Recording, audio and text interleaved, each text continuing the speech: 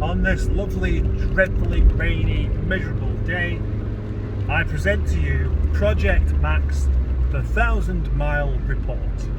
It's not quite 1,000, but it's near enough to actually do it.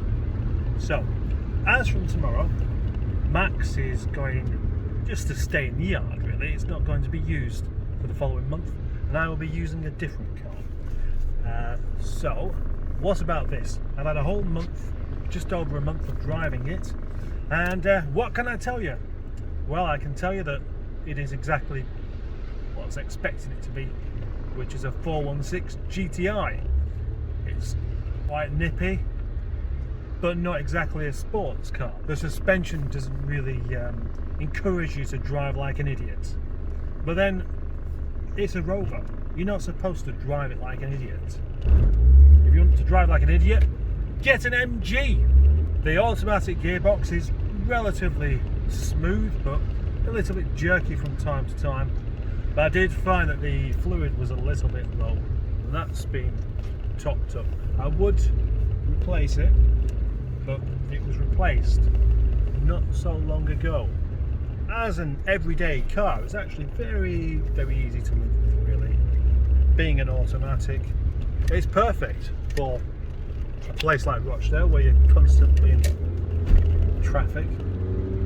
I say constantly in traffic, not constantly, but it happens quite a lot, of course. Oh, there's the ambulance. It's quite a funny combination, actually. A revvy Honda D-Series engine and an automatic box. But it pulls exceedingly well. Up at the high revs, it really does tug away, and then it goes from first to second gear, and suddenly it pulls you from one side of the road to the other, which is not exactly what you want, especially when it's wet. And wet it is today, exceedingly wet. Here we are in a housing estate where there are plenty of speed bumps to negotiate. I don't like speed humps, that's simply it. He doesn't mind, obviously, he's not actually slowing down for she. It really surprises me, actually, the amount of people that don't slow down for speed humps. I guess the speed humps are there for those kind of people, really, because if it wasn't for the speed humps, they probably would be going considerably quicker. There's a lovely old 25 there. I've seen that car before. It's in very, very tidy condition. The steering on this car is very light, actually.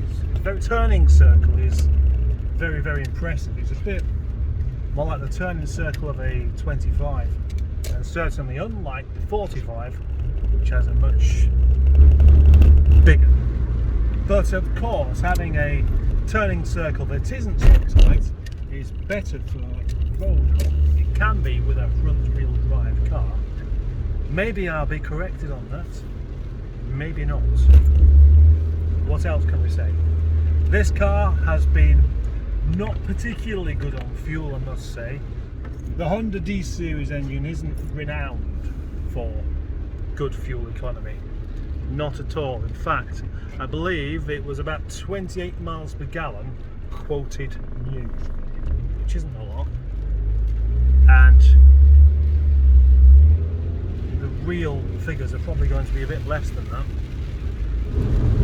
You don't mind bad fuel economy if you've got a bit of performance. This car does have a bit of performance.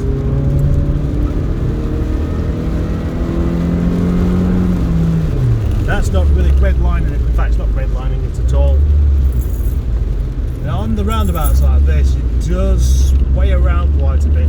It feels a bit like I'm close to the limit of the back end braking free and me basically embarrassing myself.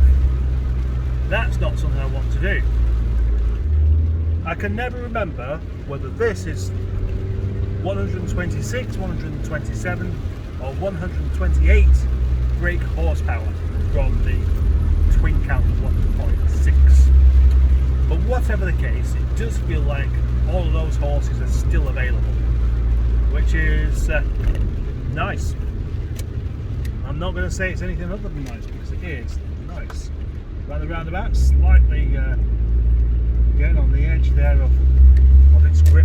I have got the GTI lattice wheels on this now, which is better than the wheel trims that it did have originally, but they're still only 14-inch and they are quite difficult to clean. So I've only cleaned them once and now they look quite rotten.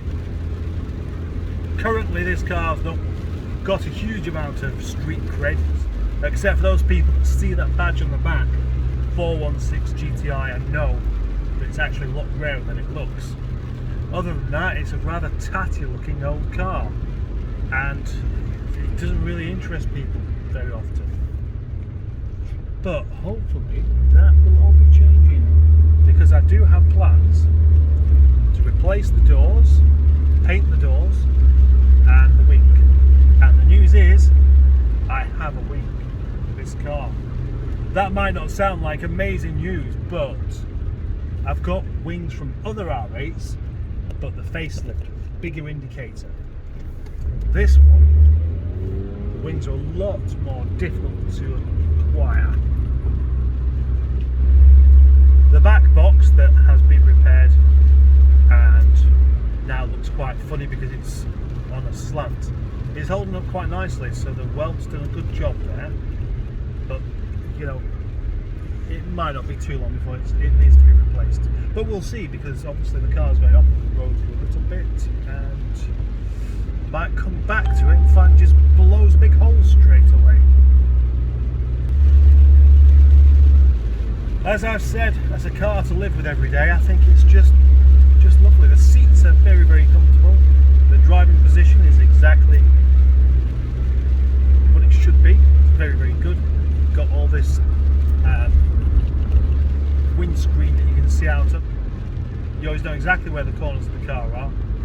And the novelty of the blue carpets and the blue seats, and the blue dashboard, and the blue door cards still keeps me amused.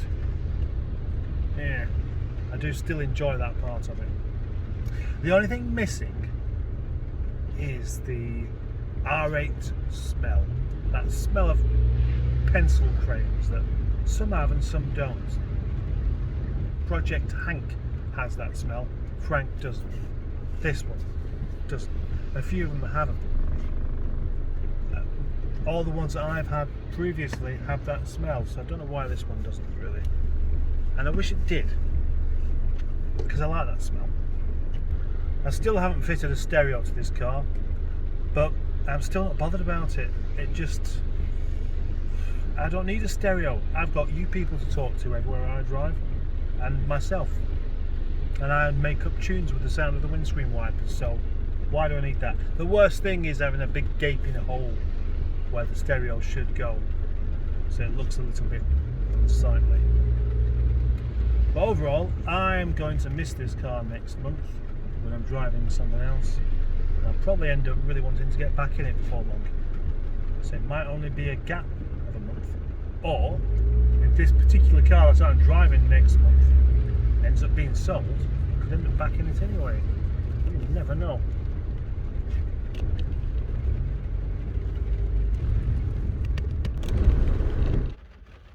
I definitely don't find this car boring.